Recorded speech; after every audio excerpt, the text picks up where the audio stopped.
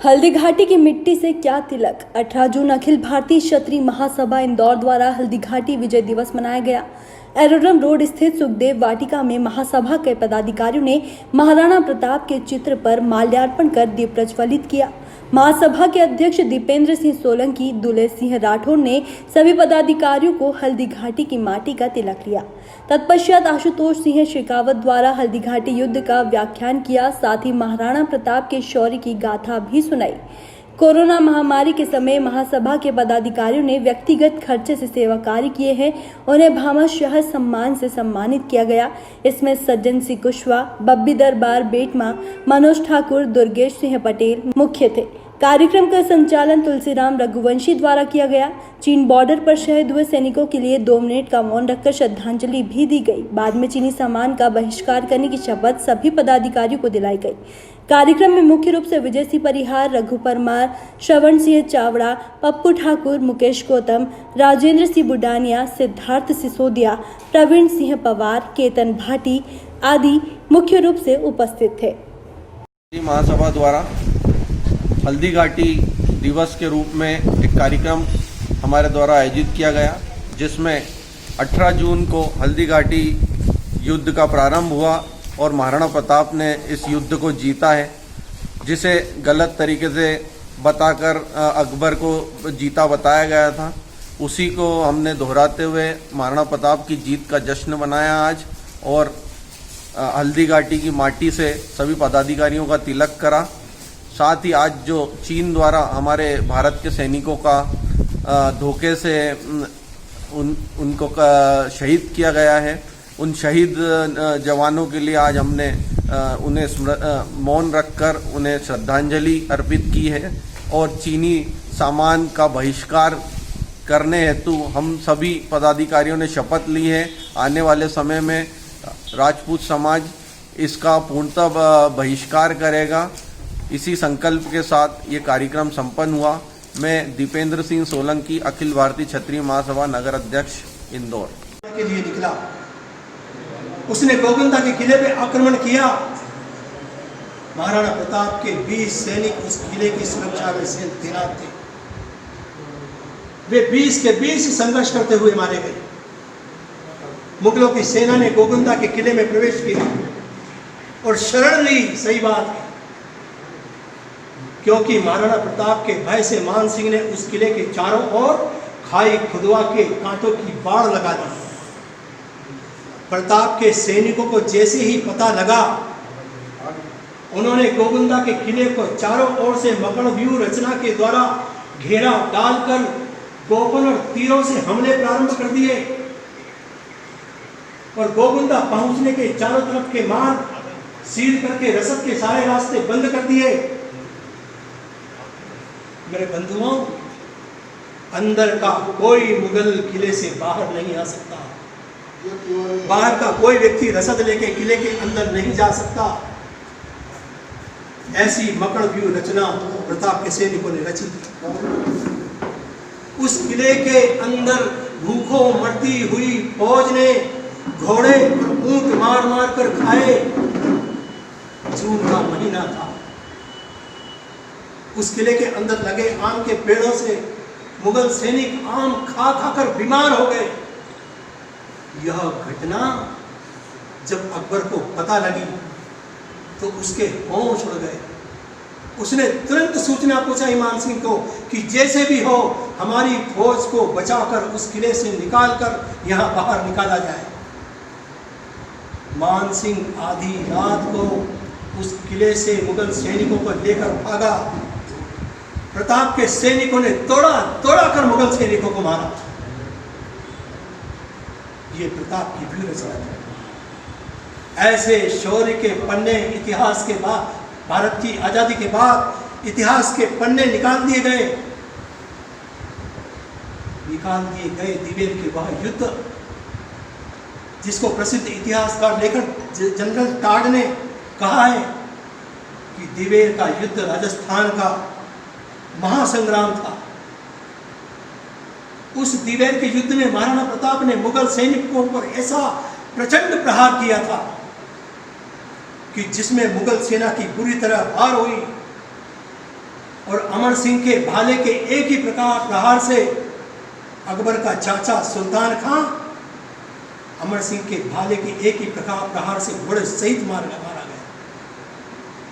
यह शौर्य की बातें इतिहास से निकाल दिए गए वह शौर्य के किस्से।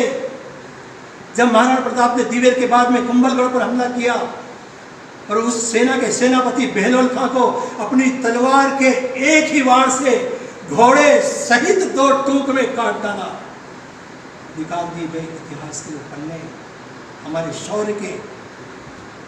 इन गलत इतिहासकार लिखने वालों ने, इन वामपंथी और मुगल परस्त इतिहासकारों ने निकाल दिए शौर्य के पन्ने। दिवेर युद्ध के बाद महाराणा प्रताप ने गोगुंदा, कुंभलगढ़, जावर, मोही, मदारिया, चावंड आदि बड़े बड़े ठिकानों पे कब्जे किए। और मेरे बंधुओं, हल्दी घाटी युद्ध की विजय के बाद में महाराणा प्रताप ने हल्दी घाटी के पास में लगे हुए गांव बलीचा, उस गांव के ब्राह्मण जो श्रीमाली गोत्र के थे, जिनका नाम था श्रीधर व्यास, उन श्रीधर व्यास को हल्दी घाटी विजय की खुशी में बलीचा गांव दान में दिया। उस गांव की संपत्ति आज भी श्रीधर व्यास के 18वीं पीढ़ी में पैदा हुए मोहनलाल श्रीमाली के पास में वो संपत्ति है। आप कभी हल्दी घाटी जाएं तो उस गांव में मोहनलाल श्रीमाली प्रताप के शौर्य पर आधारित वहां पर म्यूजियम चलाते हैं। हल्दी घाटी विजय की खुशी में महाराणा प्रताप ने ग्राम सूरपणखेड़ा, तहसील सराड़ा, जिला उदयपुर, उस गांव के मंदिर के पुजारी को महाराणा प्रताप ने 4 हल भूमि दान में दी।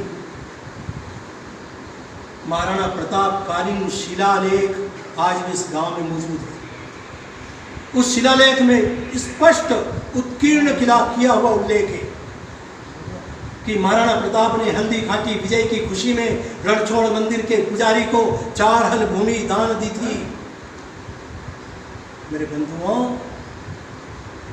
भूमि दान वो कर सकता है जो युद्ध जीता हो, भूमि दान वो कर सकता है जो उस क्षेत्र का राजा हो।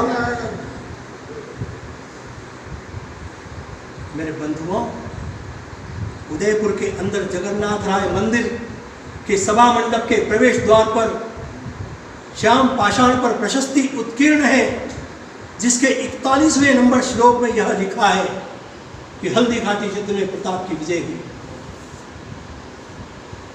संस्कृत महाकाव्य राणा रासों में लिखा है कि हल्दी घाटी युद्ध में प्रताप की विजय हुई। संस्कृत महाकाव्य अमर काव्यम में लिखा है कि हल्दी घाटी युद्ध में प्रताप की विजय हुई। रगत रासों में लिखा है कि हल्दी घाटी युद्ध में प्रताप की विजय हुई। हल्दी घाटी युद्ध में प्रताप की विजय के सबसे बड़ा प्रमाण तो यह है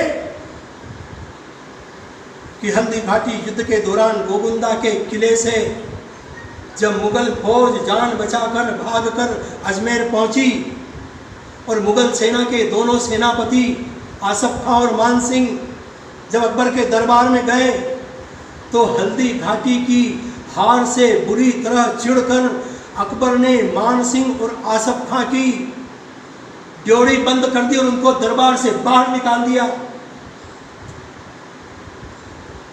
यदि हल्दी घाटी का युद्ध अकबर जीतता तो उस सेना के सेनापति मान सिंह और आसफ खां का उस दरबार के अंदर सम्मान होता, उनको बड़ी बड़ी जागीरें इनाम में दी जाती, उनके बड़े बड़े मनसब बढ़ाए जाते।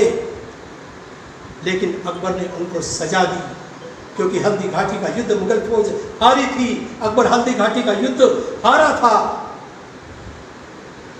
मेरे बंधुओं,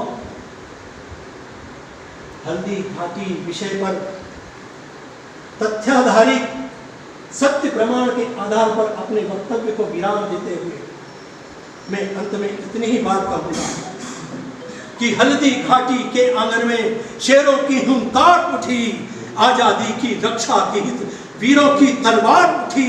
अरे घोड़े पर चढ़ करके जिसने लिया हाथ में भाला था और चेतक घोड़े का सवार राणा प्रताप मतवाला था। राणा प्रताप मतवाला, राणा प्रताप मतवाला था। भारत माता की जय, जय महाराणा प्रताप। अखिल भारतीय क्षत्रिय महासभा यह शपथ लेती है कि चाइना के सामान का ना उपयोग करेंगे हम और ना करने देंगे।